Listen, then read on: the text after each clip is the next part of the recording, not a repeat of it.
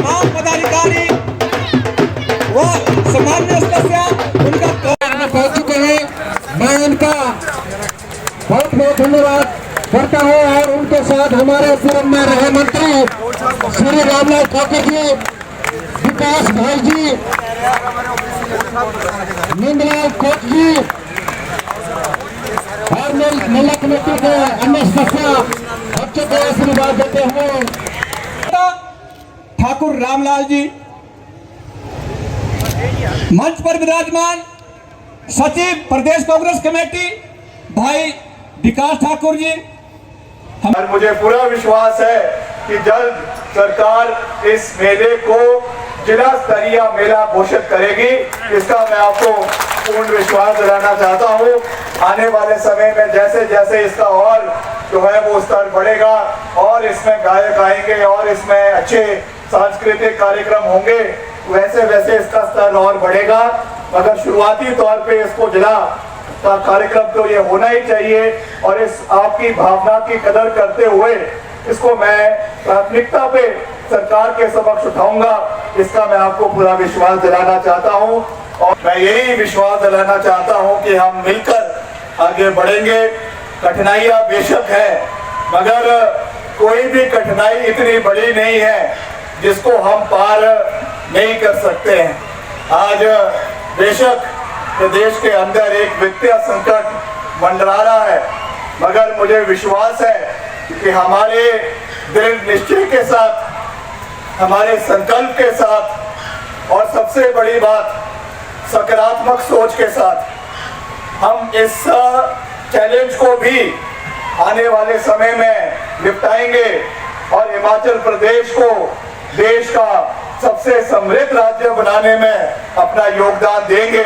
इसका मैं आपको पूरा विश्वास दिलाना चाहता हूँ। सबसे पहले तो मैं आपको बधाई देना चाहता हूँ और खुशखबरी देना चाहता हूँ इस इलाके के लोगों को कि जो हमारा एक बहुत महत्वपूर्ण सड़क है नवगांव बैरी रोड, उसके लिए अभी हमने दिल्ली में केंद्र सरकार से आदरणीय नितिन गडकरी जी से मुलाकात करी थी, पीछे मुख्यमंत्री जी ने भी करी थी और मैं खुद समय समय पर उनसे जाकर मिलता रहता हूं और हमने हिमाचल के हर इलाके के लिए कुछ ना कुछ निवेदन किया था।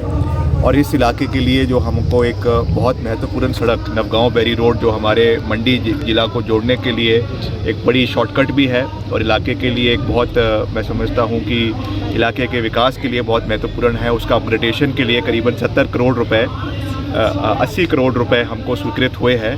उसके लिए मैं उनका धन्यवाद करता हूं, केंद्र सरकार का धन्यवाद करता हूं और जो हमारे केंद्रीय मंत्री है, स्वास्थ्य मंत्री है जगत प्रकाश नड्डा जी, उनका भी इसमें एक महत्वपूर्ण योगदान रहा है।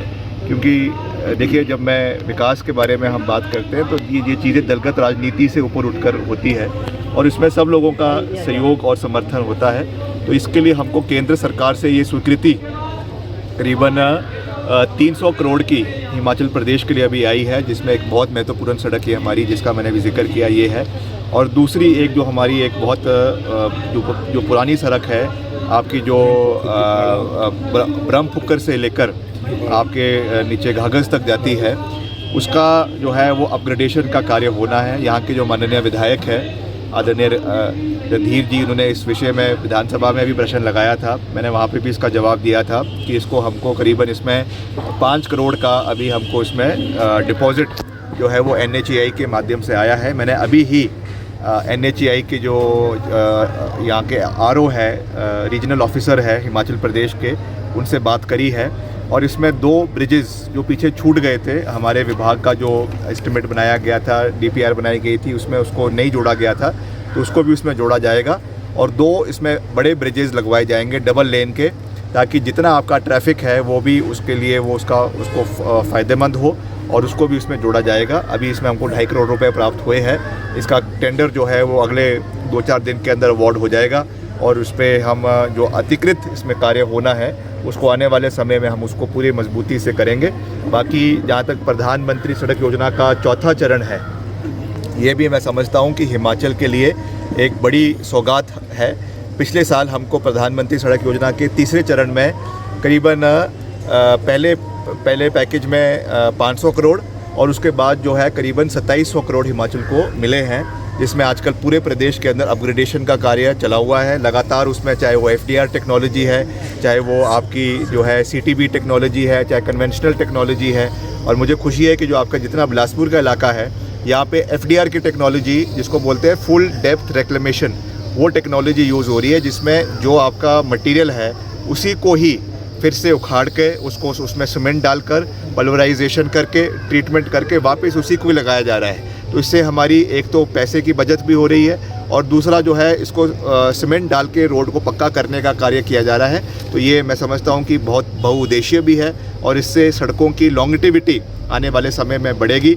इसमें मैंने सख्त हिदायत दी है डिपार्टमेंट को कि इसमें क्रॉस ड्रेनेज और कलवट का और नालियों का जो है वो खास ख्याल रखा जाए और कहीं पर भी ये हमको शिकायत नहीं आनी चाहिए कि नालियाँ, क्रॉस ड्रेनेज और कलवट नहीं बनाई जा रही, क्योंकि जब तक पानी की निकासी ढंग से नहीं होगी तब तक सड़कों का रखरखाव करना बहुत मुश्किल हो जाता है। इसके ऊपर हम विशेष ध्यान दे रहे हैं। और जो आपने पूछा है प्रधानमंत्री सड़क योजना का जो चौथा चरण आ रहा है, अभी इसकी सारी मोडालिटीज़ ऑफिशियल रूप से नहीं आई है, मगर उसका एक हमको अभी एक जो है एक विजन डॉक्यूमेंट केंद्र सरकार के साथ हमारे साथ साझा किया है। उसकी मैंने एक विस्तार बैठक अपने अधिकारियों के साथ जो है वो शिमला के अंदर करी है और उनको इसमें निर्देश दिए हैं कि जितने भी हमारे अनकनेक्टेड विलेजेस प्रदेश के अंदर रहे हैं, जिसमें 100 की आबादी जो 2011 के सेंसस के हिसाब से जो हमारी 100, 200 और 300 की आबादी के गांव हैं, उनको जो अभी सड़क मार्ग से नहीं जुड़ पाए हैं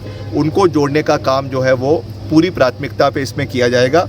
और जो हमारे प्रधानमंत्री सड़क योजना के पहले चरण में जो सड़क बनी है मगर जो है कंप्लीट नहीं हुई है, सिर्फ कच्ची सड़कें हैं, मिट्टी की सड़कें हैं या सोलिंग हुई है, उनको भी इसमें मेटलिंग टायरिंग करके 800 किलोमीटर वो होगा। बाकी इसमें जो है नई सड़कों का निर्माण करवाया जाएगा। कुल मिलाकर हमें आशा है कि PMJSY 4 में हिमाचल प्रदेश को लगभग 2500 से 3000 किलोमीटर सड़कें हिमाचल को मिलेगी।